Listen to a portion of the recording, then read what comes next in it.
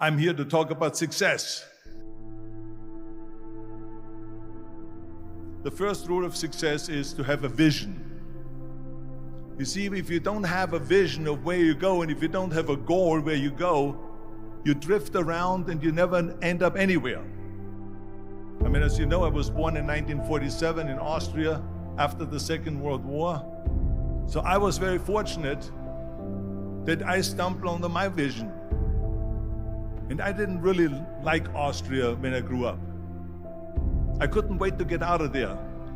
I couldn't see myself becoming a farmer or a worker in a factory or anything like that, even though my parents wanted me to stay there and have a normal life. But that was their vision, not mine. My vision was totally different. I felt that I was born for something special, for something unique, for something big. Then one day I went to school. I remember I was 11 years old, and they showed a documentary about America. And there they showed in this documentary the huge skyscrapers, the high-rises, the huge bridges, the 6-lane freeways, and all of this stuff. And I said to myself, that's where I want to be. I don't want to be around here with these little farmhouses and these little buildings. I want to be in America. One day after school, I walked by a store in Graz. So I went inside and I looked around, and then I saw a magazine. I saw a bodybuilding magazine that had Reg Park on the cover. Reg Park was then a 3-time Mr. Universe. And I saw him on the big screen as Hercules. I read that and I said to myself, wow, this is the blueprint for my life. This is exactly what I want to do. I want to become a bodybuilding champion just like Reg Park. I want to get into movies just like Reg Park. And I want to make millions of dollars and be rich and famous just like Reg Park. Do you know how great it felt that I knew where I was going? Imagine the majority of people don't know where they're going. I knew where I was going, that I'm going to become this bodybuilding champion just like him. So it was just a question of how do you do it? I was so relieved, because when you have a goal, when you have a vision, everything becomes easy. So people always ask me, when they saw me in the gym in the pumping iron days, they say, why is it that you're working out so hard? 5 hours a day, 6 hours a day, and you have always a smile on your face. And I told people all the time, I said, because to me, I'm shooting for a goal. In front of me is the Mr. Universe title. So every rep that I do gets me closer to accomplishing that goal, to make this goal, this vision turn into reality. Every single set that I do, every repetition, every weight that I lift will get me a step closer to turn this goal into reality. So I couldn't wait to do another 500-pound squat. I couldn't wait to do another 500-pound bench press. I couldn't wait to do another 2,000 reps of sit-ups. I couldn't wait for the next exercise. At the age of 20, I went to London and I won the Mr. Universe contest as the youngest Mr. Universe ever. And it was because I had a goal. So let me tell you something, visualizing your goal and going after it makes it fun. You got to have a purpose no matter what you do in life. You got to have a purpose. 74% hate their job in America. Now, this is not much different when you come to Europe. The majority of people don't like what they're doing, because they're really not doing it because they didn't have a goal and they followed this goal. They just aimlessly drift around, and then all of a sudden there's a job opening, so they get that job because you have to work. But then when you work, it's a chore. It's work. It's not fun. So if you think about, only a quarter of the people really enjoy what they're doing in life. That is unbelievable if you think about it. So I felt so blessed that I knew what I was doing. It's like a medical student that studies and knows he wants to become a doctor. You know where to go. And the same thing is also in politics. I remember that in politics, I had a very clear vision that I will be the leader of California. This is as far as I could go because I was not born in America, so I could not run for president. So being the governor of the fifth largest state, I should say the largest state, the fifth largest economy in the world, was for me really the ultimate title, the ultimate accomplishment in politics. So even though people came up to me and says, why don't you go and run for something smaller, you're never gonna make it. I ran for governor, and then 2 months later I became governor of the state of California. Again, because I had a very clear vision what I'm gonna do with California. So that's rule number one, have a vision. Rule number two is, don't listen to the naysayers. Don't listen to the naysayers.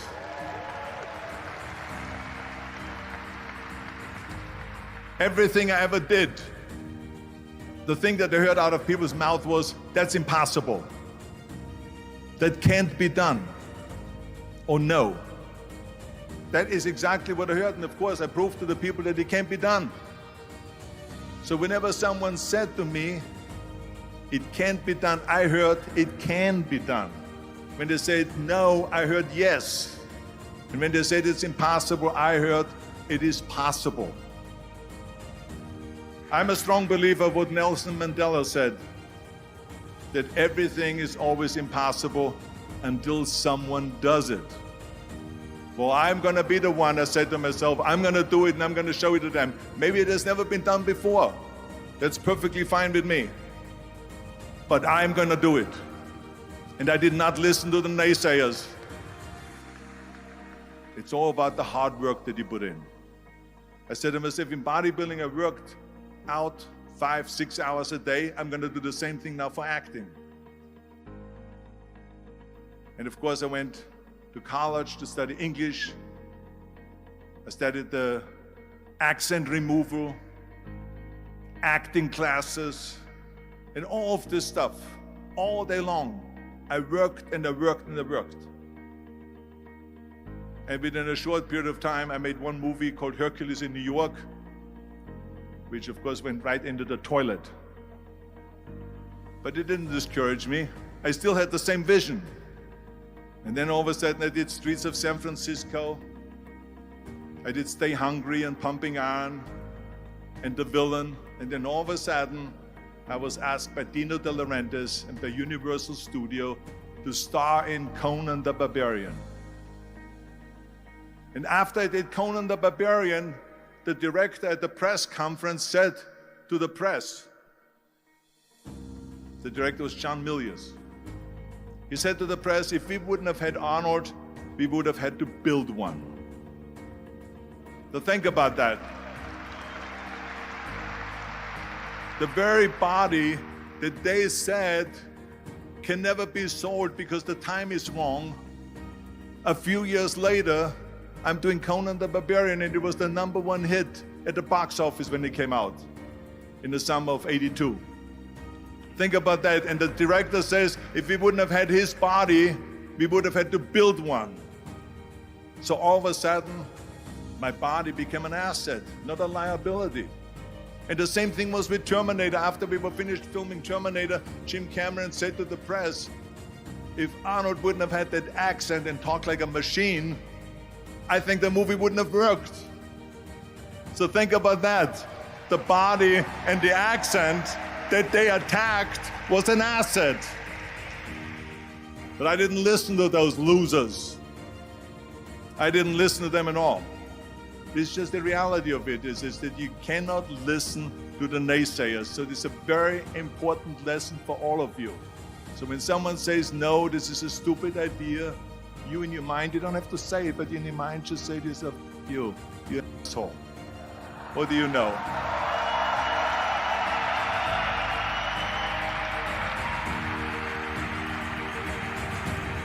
Why do you want to work out?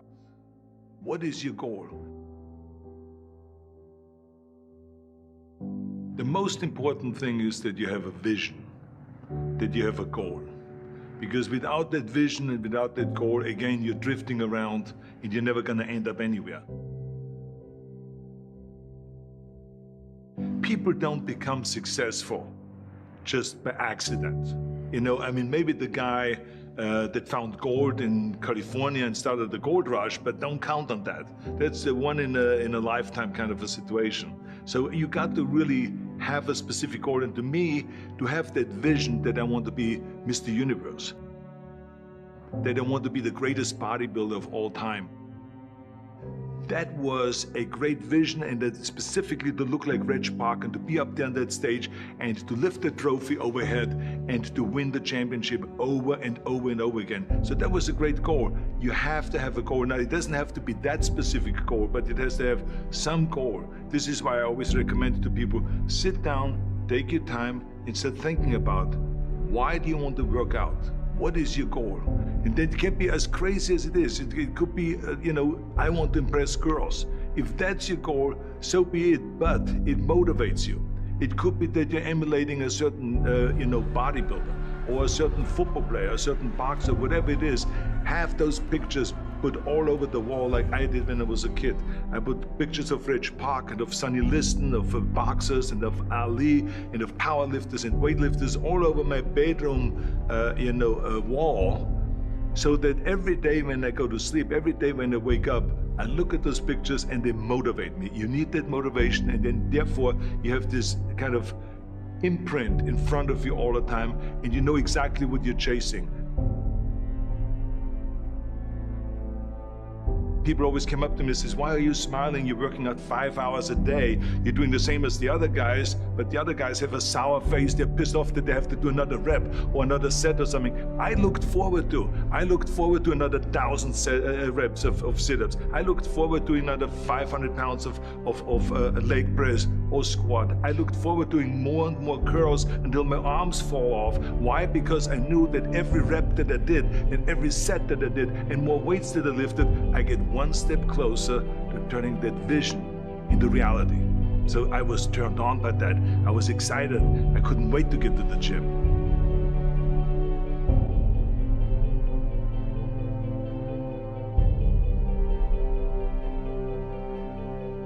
I remember that when I weighed 245 pounds, and Bob Raferson, the director of Stay Hungry, said to me that I'm interested in having you come in for a reading and work on your acting and all this, because I'm interested in having you in a movie to star with Jeff Bridges and with Sally Fields. I was delighted about that, and I was excited, and I started pumping up more and more. And then he said, but I don't want you to weigh more than 210 pounds.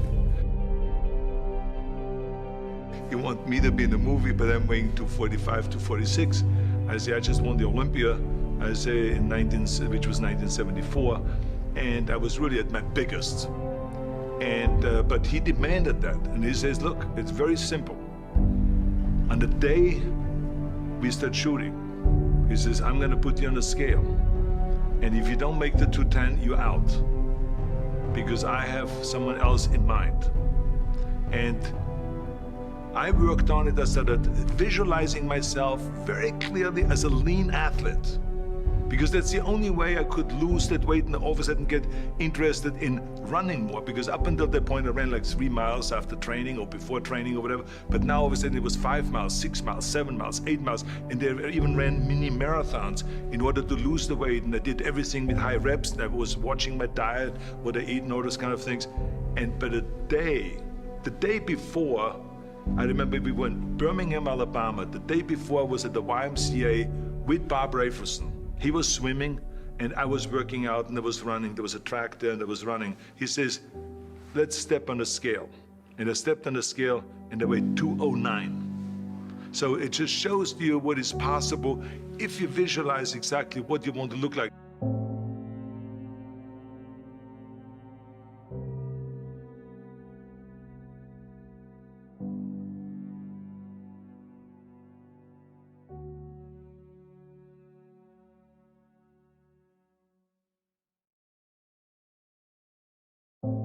And there was no room for any kind of like, well, I can't get my act together or anything like this, because there's only a certain amount of time. But the key thing again is have the clear vision. Have the specific goal of what you want to accomplish, because then you never go to the gym and you say, the day I feel down a little bit, I don't know what it is all about. I don't know my life, I'm confused. No, I tell you that I was a perfect example of someone that was not confident at all.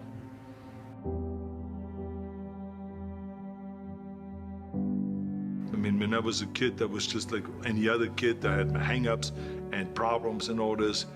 But when I joined the weightlifting club and I won my first little trophy because I did the best clean and jerk, and then we went to another meet and I won another little trophy, I started feeling like somebody. But the bottom line is, everyone can use the same method, because I used it in politics, I used it in making money, I used it in everything that I've done in the movie business. When you have one little victory, little victories add up, and that is what gives you then ultimately confidence. Well, for me, the most important thing always to have a deadline. When I, for instance, had a competition, and let's say the competition was in the middle of September, and it was now beginning of summer, so there was no more time to screw around. So there was the time now to get going on a diet, to get going with the training, to not slack off at all, because there was a deadline there. The day of the competition, I had to be in the best shape possible. And I knew that if I come to the competition and I lose because I did not schedule my training the proper way, or I didn't have the right frame of mind, or I didn't give everything, literally worked my butt off, I would be just so angry. So I never wanted to be in that situation. So this is why it was very important to pick that time and to say, this is when I have to be in top shape, and then to work towards that. But it's not just with the competition. I mean, it's the same in the movie business. I mean, to me, it was always a big advantage when I said, okay, my movie starts on April 1, and I have now 3 months, so I have to get really in great shape. So you pick those times. It could also be that you have no movie and you have no Mr. Olympia or no Mr. America, no Mr. Universe coming up or any of those things. But you say to yourself, the summer starts in June.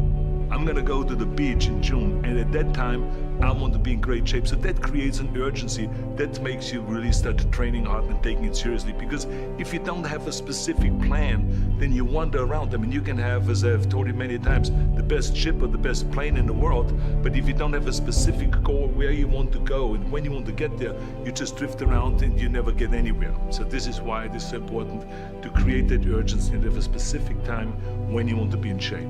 Well, I mean, look, everyone has a problem with time. But the day is 24 hours, and we sleep 6. Now, I know there's some out there that say, whoa, I need 8. Well, I say just sleep a little faster. Because the bottom line is we have 6 hours of sleep, 24 hours are available, so you have 18 hours now available to your work, your family, your hobbies, and also to learn something new, or to do something new, which could easily be that you want to learn a new language, or that you want to read as a New Year's resolution, I have to read a book every week, or you say, I'm gonna go and reshape my body. So you're gonna go and take this hour out of your schedule and say, I'm gonna train an hour every day. So this is, for most people, a huge challenge, but it is totally doable, I can tell them, because the kind of things that I did when I came to this country. I mean, I went to school, I was working in construction, I was working out my 5 hours a day, I was taking acting classes from 8 o'clock at night to 12 midnight. I was doing all of those things. I wanted to make sure that out of the 24 hours of the day, that I don't waste one single hour. Those hours were too precious. And so there I just want to tell people, don't give me this thing, I have a difficult time with the time and I don't have time for this and I don't have that. You have time, you make the time.